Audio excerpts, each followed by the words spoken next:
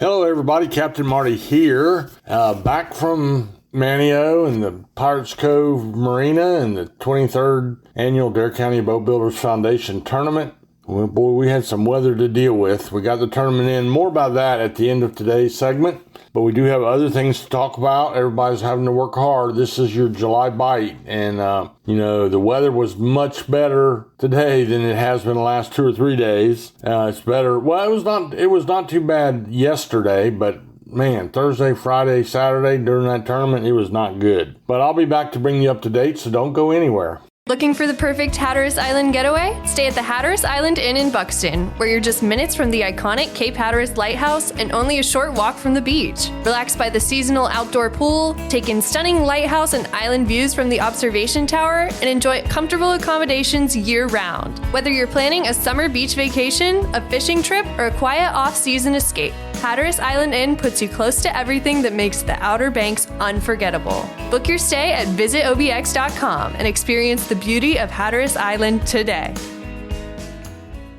Hey y'all, Captain Marty here to tell you that when my friends are in the market for a new boat engine, repair, or repower, I send them to the best in the business, and that's at Ratcliffe Marine in Belhaven. Ratcliffe Marine is your official Honda outboard dealer. Honda motors are designed to get you on the water fast and get you back to the dock safely and quickly.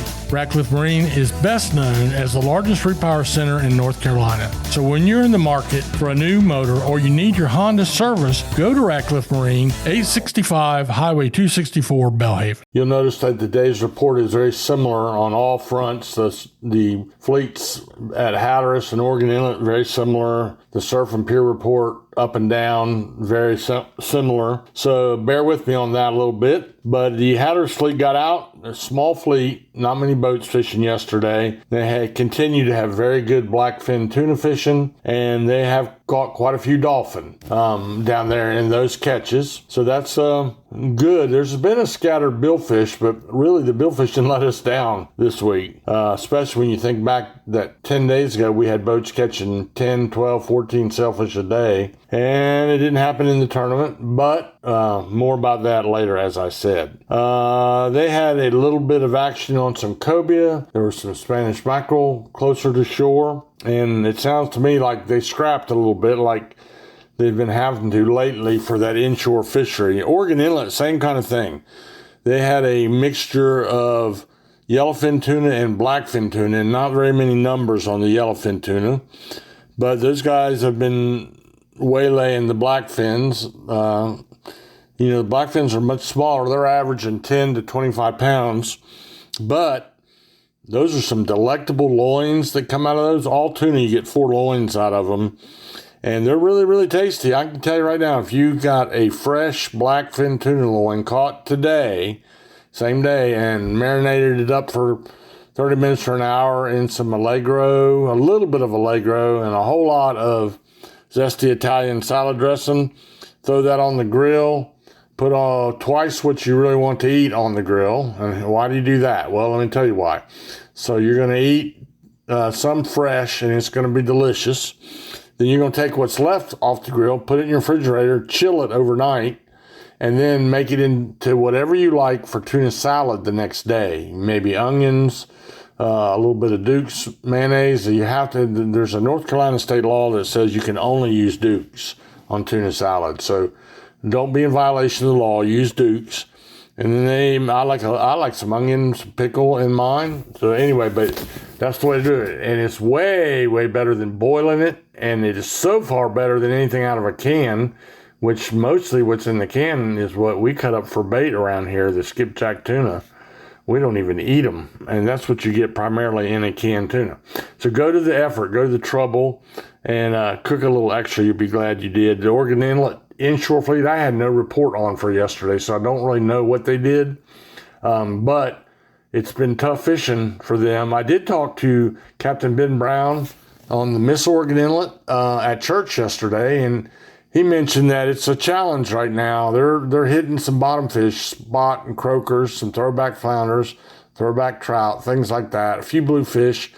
And they're doing a little bit better when they get on the ocean trips, when they go out for a 5-hour trip into the ocean. And a little bit better there. But like I mentioned, I don't want to just do Chamber of Commerce fishing report. It's tough right now for our nearshore boats. Let's see, what do we got in the surf? A little bit more encouraging on the surf and pier report. Kara at Red Drum is reporting a really nice off and on bluefish bite at Cape Point. She used the word blitz at one point, so that's really, really good when you get something that's biting as good as a bluefish blitz. A lot of action. But there was also a few drum, including a couple big ones at the point, and all up and down the beach. There was pompano and sea mullet. And what else I got on my spots? And some of the pompano were caught 2 at a time. Now, this is basically all of the Hatteras Island report. I know Ramp 43 was good. A really good spot to catch pompano yesterday. They were catching them 2 at a time on bottom rigs. That's pretty fun, especially if you got kids with you. So basically the same thing up north of Oregon Inlet, just a pick. But the Spanish mackerel right now are the saving grace. It got really good in places yesterday. On the Spanish, one fellow fished 45 minutes, according to Kara, and caught a limit of Spanish mackerel. Now, that's catch and retrieve. So you need to get your sting silvers or your gotcha plugs and put that on one 7.5-foot spinning reel with some light lines, some 10-pound test. And then use that one, have it on standby, sitting in the rod holder, and you watch the beach for the birds coming up and down the beach or the fish breaking. The other one, again, a light 7.5-foot spinning rig, you put your double hook bottom rig on, and you can buy those already assembled in any tackle shop, or you can make your own, and the more effort you put into it, the better, especially if you make them yourself out of fluorocarbon leader. You can really improve the odds that way. So you need two. You need to be ready to cast and retrieve for the Spanish, or you need to fish on the bottom for the pompano and sea mullet, spots, and croakers. So we'll take a little break, and then I'll come back and talk to you just a little bit about the drum fishing in the Sound, and I will give you some basic results from the Boat Builders Foundation tournament. Teachers Lair Marina in Hatteras Village is the closest spot on the Outer Banks to the Gulf Stream. Just inside Hatteras Inlet, Teachers Lair is fully loaded with bait, tackle, ice, snacks, and drinks for your fun-filled day out on the water. Want to get rigged up to catch the big one? Lee and the gang in the tackle shop can outfit you to catch whatever is eager to get hooked. To see the marina, the tackle shop, or to book a charter, go online to teacheslair.com. Teachers Lair Marina in Hatteras Village. Your fishing venture awaits. So 2 things going on in the Sound. The drum fishery is becoming more widespread and more a dusk, nighttime bite. That's typical for this time of year. Of course, you need to use caution. These squalls can change the weather in the Sound in a hurry. You also need to make sure you file a flight plan. Let's call that a float plan, because you need to let someone know where you're at, especially when you're doing nighttime fishing. I told that to somebody the other day, and they said, well, I'm not by myself. I got my friend on the boat. I'm like, well, your friend's not going to do a lot of good when your boat is broke down and no one at shore. You have no electricity. You had a short somewhere, and nobody knows what you're doing or where you're at or when you're going to be back. So a friend is not what you need. A float plan is what you need. Although I could use a friend. I don't have a boat, so I'll go with the friend plan. But another thing, there was a little tarpon tournament going on over the weekend. I did hear a pretty good report on tarpon bites, and that's not going to be something most of my listeners are going to run over and do, but you can get down further down the Sound on the western side, around the Noose and around Oriental and down that way, and you got a real good chance to catch. You don't have to go to the Florida Keys. You can catch a tarpon right here in North Carolina. And finally, we'll wind up talking about the 23rd annual Dare County Boat Builders Foundation tournament. Justin was over there with me. We had a good time together. He did the MCing for all the awards. I did a nice job. I tried to get in there and heckle him, but it didn't work. But anyway, 38 teams. We're kind of probably would have had like 48 or 50 teams, except on registration night. The weather was really horrible, and some people opted out. And I want to say one thing. Some of the people decided they did not want to have to tough it out on the rough weather, paid their entry fee anyway, and just made a donation. This tournament supports fully scholarships for Dare County students. And It's been great. This is the 23rd year they've been doing it. They're well over $1.5 million donated over since the tournament began, and I don't have a figure yet for what they donated this year, but it'll be way up there. And I met a lot of the students that are recipients, and a lot of these scholarships are they continue on each year if you keep your grades up. You know, you can renew them year after year after year. So first, let's do it this way. Third place was the Trophy Hunter with Will Brown, sentimental favorite, local boy.